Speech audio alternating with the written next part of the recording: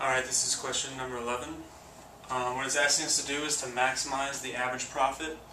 What is given to us is the demand function, little p of x, which is 90 minus 0.5x. The cost function, which is c of x, equals 20x plus 1800. And the domain on x is from 0 to 100. And some key things to remember here is that revenue is always x times demand, which is little p of x. Profit, which is big P of x, is equal to revenue minus cost.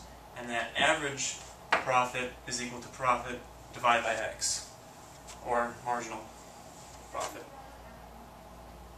So first we want to do is find our profit function, P of x. So to do that we need R and C. Luckily we're already given C, so we need to find R. So R of x equals x times P of x equals x times what we have here. So 90 minus 0.5x.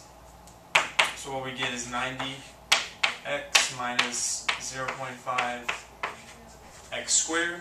Alright, so now we can find profit. So big P of x is revenue minus cost, so this is now our revenue function, so we can do 90x minus 0.5x squared, now minus cost. So remember when you're subtracting a function like that to put in parentheses, that way you don't forget to distribute the negative to both terms, or all the terms. So here we have 20x and then plus 1800.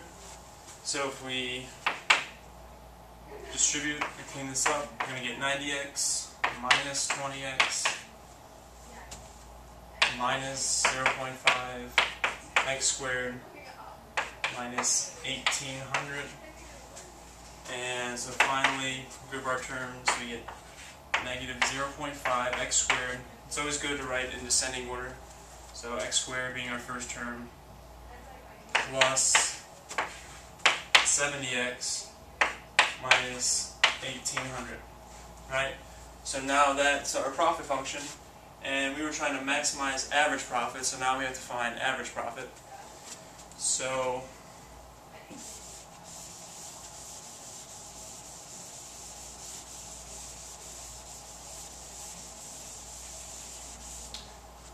this is profit. So now we want to find P bar, which is equal to P over X. So we take this function, and we're going to have negative 0.5x squared plus 70x minus 1800 all over x. So now what I can do is break this up into three different fractions. So the first is going to be negative 0.5 x squared over x, which is just x. The second fraction is plus 70x over x, which is just 70. And then minus 1800 over x, which is just 1800 x to the negative 1, like that. So now we have the function that we were looking for, the average profit function. What it was asking us to do is to maximize this function. So the way we've learned to maximize any function is to find its critical points and then test what kind of critical point that is, whether it be a min or max or something else. So now we can take the derivative. So we're finding P bar prime of x. So derivative, we're going to use power rule here. This is the first power. Bring it down, reduce this to x to the 0. That just becomes negative 0.5. Derivative of any constant is 0, so that term disappears.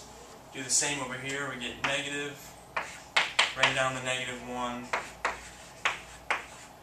And then reduce the exponent by 1, so we get negative 1800 x to the negative 2. So we have negative 0.5 plus 1800 over x squared, like that. And now we're going to set this equal to 0. Alright, so we have, so anytime you set something equal to 0 like that, your best bet is to get a common denominator and then set the numerator equal to 0, because a fraction will equal 0 whenever its numerator equals 0.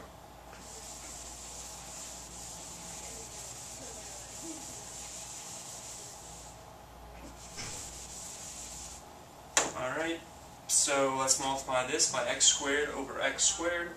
And before that, I'm going to rewrite this instead of negative 0.5 as negative 1 over 2. So we're consistent, we have fractions. So now our common denominator is 2x squared. So we're going to do negative 1 over 2 times x squared over x squared plus 1800 over x squared times 2 over 2. What we're going to get is negative x squared plus 3600 all over 2x squared equals 0. So like I said, all we have to do is focus on the numerator in this situation. So we get 3600 minus x squared equals 0. So 3600 equals x squared, so we're going to get 2 roots. We're going to get plus or minus 60 if we take the square root of both sides, but our original domain was from 0 to 100, so we know it's only positive 60. And then, for good measure, if you want, you can go back and test to make sure that this is a max. So, you just have to plug in a point to the left of 60, so plug in 50. Negative 50 squared is going to be smaller than 3600 squared because we know this is 60 squared divided by a positive number. Gives us a positive. And then through multiplicity we know we're going to have a negative on the other side, so this is indeed a maximum. So your answer is going to be x equals 60 units.